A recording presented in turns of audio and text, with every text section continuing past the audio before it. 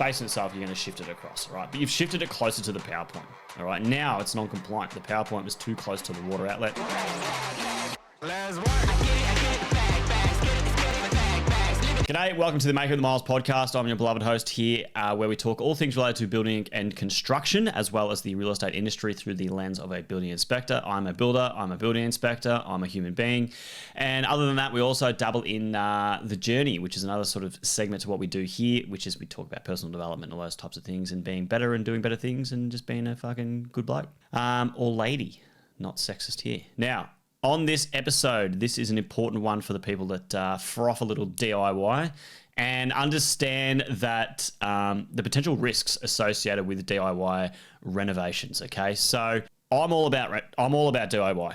I fucking love it. When people have a crack and they want to get out and learn some new skills and do some cool things and be a part of this ripper industry, I'm all about it. Having a go. It's a difficult process, but having a go and learning as much as you can. Better ourselves. It means you can fix your own shit and you don't have to pay other people to do it, which is what I'm all about, to be honest. Because trades are expensive, and I think if you can do it yourself, well, then you go ahead and at least attempt it to a degree. All right. So we're going to start off with the lack of expertise. Now, people that do DIY most of the time have some sort of grasp of general sort of hands-on experience. They might mow their lawns, they might open a door handle, they might fix a door handle. They can sort of move around and actually do a couple of things, okay? Some people get a bit excited and a bit arrogant and think they can do absolutely everything. That is definitely not me. I have many weaknesses in construction. I have not mastered every trade. It is not what I can do.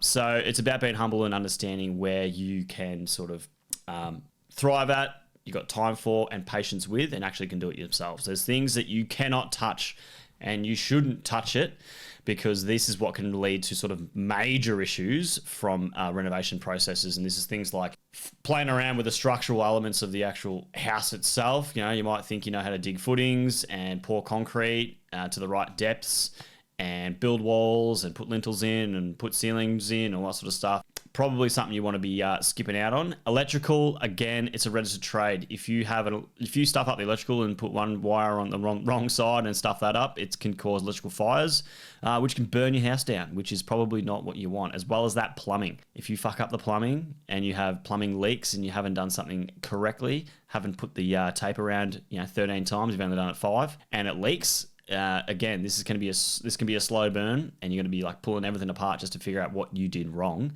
So all these types of trades are sort of something worth doing, getting advice on, or definitely just engaging the right person to do these specific roles. Okay. Other than that, you've got safety concerns. All right. Now, existing structures, they're all different. There's different point loads of the structure. There's different elements to work with. You might have different types of plumbing in place. You might have different types of electrical. Could be a very old property, no RCDs, anything like that. Might be exposed copper wires.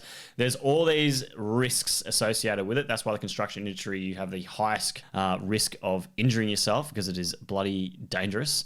So when you're going through that sort of, maybe you're doing demo, you might be doing demo itself.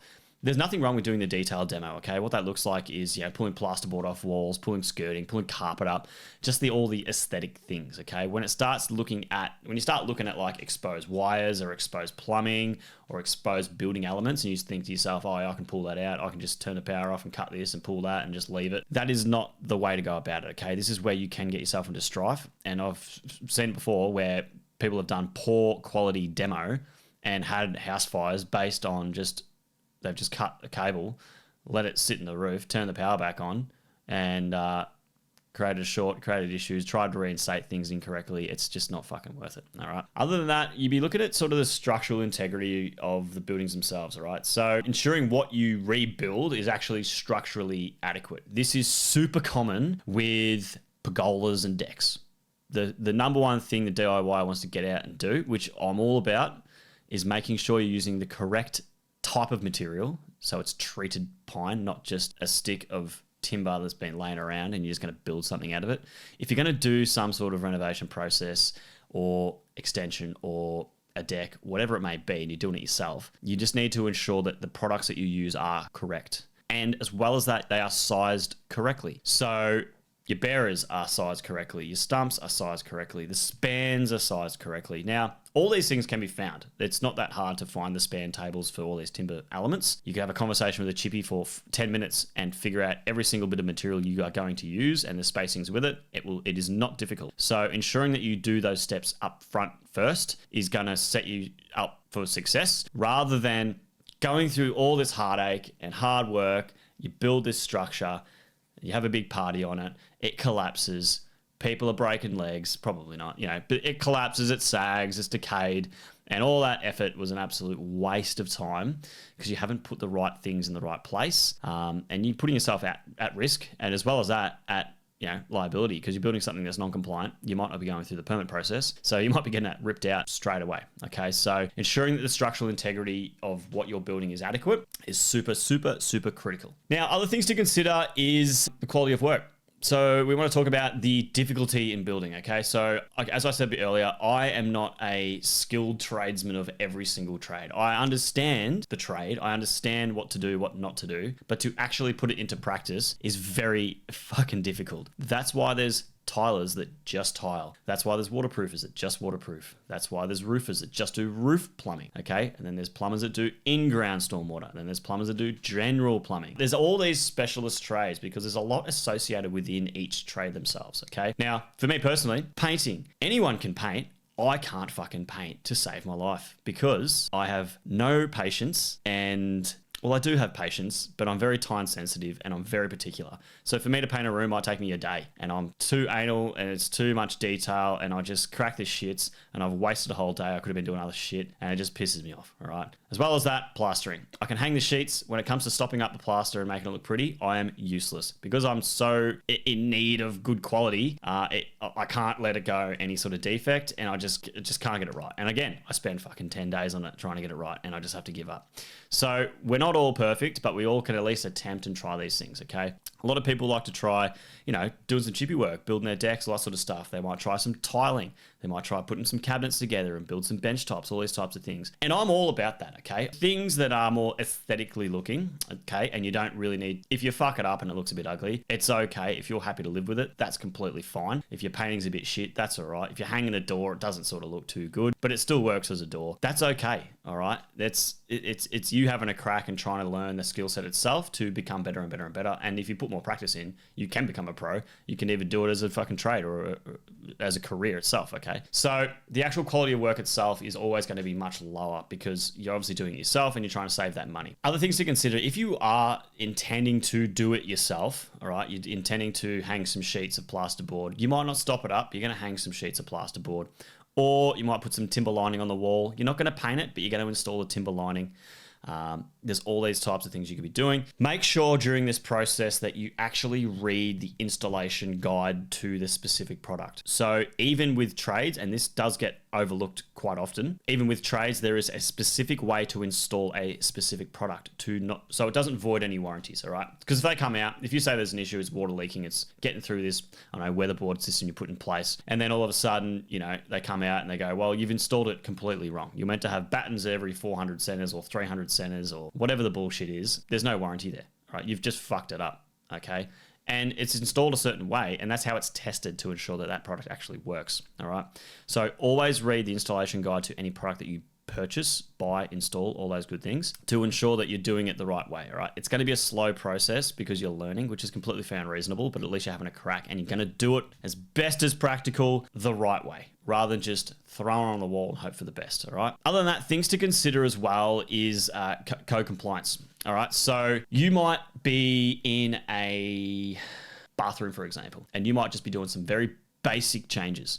So you might just be taking the shower screen out, retiling, putting in some new joinery. You might redo a bit of a layout, nothing too crazy. You're not moving any plumbing around and stuff like that. And you might be moving a joinery over a little bit, and the sink, the basin itself, you're going to shift it across, right? But you've shifted it closer to the power point. All right, now it's non-compliant. The power point was too close to the water outlet, and you have just put yourself in a position where it can get into strife. Same can go for gas appliances, putting in new range hoods, don't have the heights correct, all those types of things, all right? So there are code compliance issues that you can go unstuck with. It'd be very rare for someone to come around and then just cause a drama about it. But if for some reason someone purchases your property and they know that you've clearly done some, DIY renovations, and you have to get an owner builder report to say that, yeah, everything I did here was legit. I didn't do it through a permit process because it technically kind of didn't really need it, changing a bathroom around, and you're doing it for under $16,000. You might not actually need, 10 grand. You might not need a permit in place to actually do the process, all right? But then they'll see that you've done some DIY stuff. You'll have to get a report. They'll come back, all right, this is non-compliant, this is non-compliant, this is done wrong. So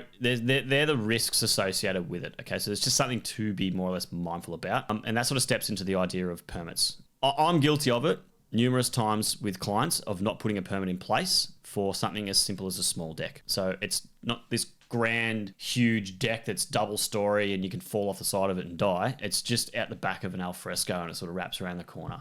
It's very basic. There's not a lot associated with it. The risk is very low. It's not crazy. If you're going to be doing things like stripping out a hole inside of a house and renovating it, or you're going to put an extension on, or anything like this, you might have a weatherboard house. It's a pretty easy process to just add some stumps, build a subfloor, extend it out. If you proceed without even inquiring about getting a permit, or you do not have a permit in place, what can happen and what is happening, because I'm seeing this more often than not, and I've come across it before, is that councils are sort of picking up on these structures that are being built around people's houses. Pergolas is a perfect one. Anything with a roof capturing water.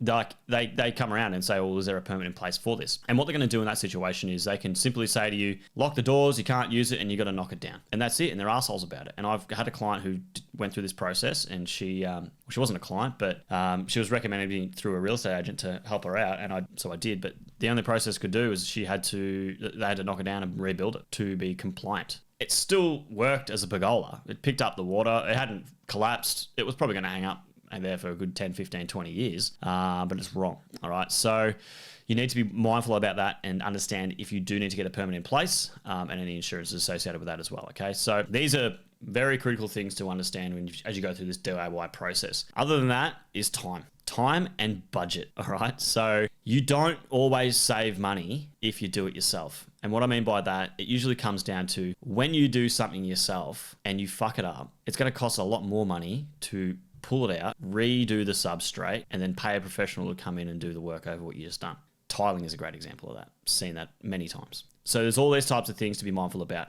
Understand your time and your capacity to actually complete the works. It is very difficult when you're a DIYer because you have no skill set and you're trying your best to learn all these skills. It's going to be so fucking slow as you go through that process to do your renovations or DIY things, okay? So you need to make sure you have plenty of time. You're spending time on it. It is going to take twice as long as what you think, and it's going to cost more than what you think, all right? I'm telling you this based on my experience. And I'm building a technology company, and I had people 4 years ago, I spoke to them about my idea and they said, all right, Myles, it's going to take you 3 times as long and it's going to cost you 3 times as much. And I thought I was top shit. And guess what? That was 4 years ago, and it's taken 4 years and it's taken 3 years longer than I expected, and it's cost 4 times what I expected, okay? So people that are in the industry and understand what's going on tell you these things, just listen to them. Because that's the way it's going to be. And if you come under budget and under time, fucking great. Expectations are good. If you don't, well, again, it all comes down to expectations, and that's what's going to disappoint you during that process. Other things to consider, especially that I see in the real estate industry when I'm inspecting properties, are the resale value of these homes that have had DIY jobs done. It is very, very clear in some circumstances that it has been done by a DIYer. You can see it on the quirks of all the joinery. You can see that things aren't right. You can see the tiling isn't great. The benchtop isn't good. Things aren't centered correctly. Things aren't working as they should. Gives off, this is cheap and shit and dodgy, and I don't want to be a part of it, and I'm not going to buy this property. It's definitely not worth what it's worth. If it's done professionally and everything's done, it's all code compliant. You've got all the electrical certificates of safety, you've got the plumbing compliance certificates. So all the service trades have ticked off to say everything they have done is correct and there should be nothing wrong with it. You want those receipts. You want everything in place to say it's all been done right. Waterproofing has been done by a waterproofer and it's certified. Structural timber members has been done by a carpenter or a builder, okay? And it's been done from a design that is actually accurate, okay? Now, you don't always have to go through crazy design processes with engineers, but in some circumstances you might if there's something going on that it goes outside of the scope of what a carpenter can pull up just from his framing manual. So the resale value itself, it's critical. People are going to ask questions. They're going to want to know about if it was done correctly. They're not, and they're going to get building inspectors to come through, and the building inspector's going to give their advice on it. They go, yep, it's, the tiling looks pretty shit. So I would assume the waterproofing is going to be non-existent or very shit as well. Or maybe it's okay. You can't see those things. But it puts doubt in that buyer's mind as they go through that process. So be mindful of that sort of resale value for, it's an investment on your property, what you're doing, really.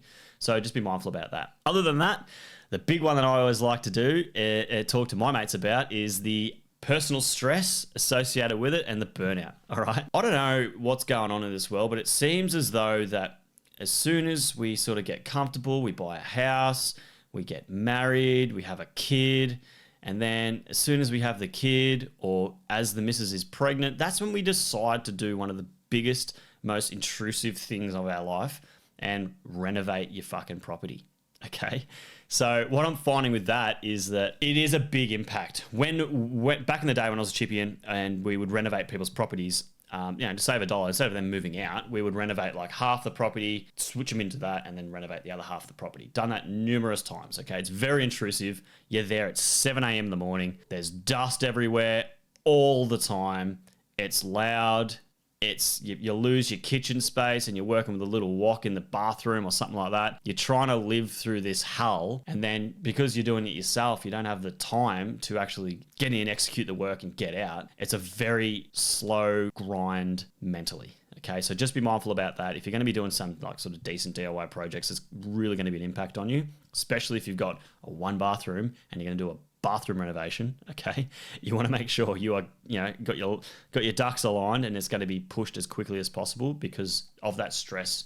And then again, on top of the back end of that, the burnout process. All right, it can drag out for such a long period of time, and you can be disheartened because your expectations are up here, saying I'm top shit. I know Miles said it's going to take twice as long and cost twice as much, but I'm fucking better than that. And all of a sudden, it's costing twice as much, taking twice as long, your expectations are starting to blow out, burning out, you're running out of energy, you're running out of money, and the whole process, instead of it becoming a fun, new addition to the home, it's just this hell that you fucking hate and you don't want to do it. And it just, the quality drops off at the back end, you're blueing with your missus, the kids screaming, it's a fucking horrible process. It makes me laugh, but it's just not good.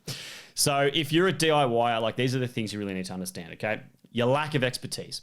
The safety concerns associated with obviously demo and service trades, the structural integrity when you're rebuilding things, that you're doing the right thing, the quality of the work itself, what your capacity is going to be, the time it takes to do all that sort of stuff, avoiding warranty, so ensuring what you do is actually done to the installation guide and correct, complying with any sort of codes and standards and building regulations. On top of that, obviously getting any permits that you may need to do that process itself, the time and the budget overruns, your expectations and how you set them and how you come to that value. Seek advice on that. There's nothing wrong with it. The resale value of once you go through that process itself, the quality is X, how much is going to add to my home?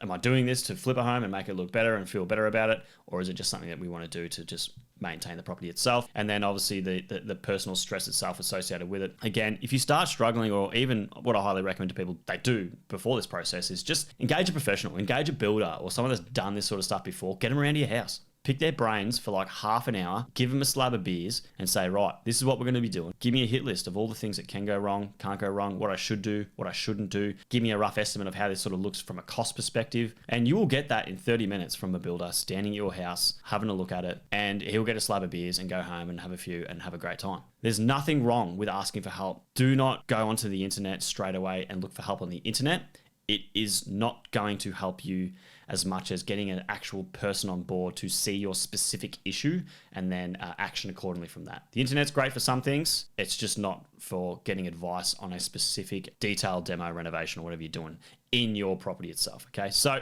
if you're a DIYer, be mindful about that. If this provided any value, give us a review. We're all about that. And if not, we will see you on the next one. Hooroo. Let's work.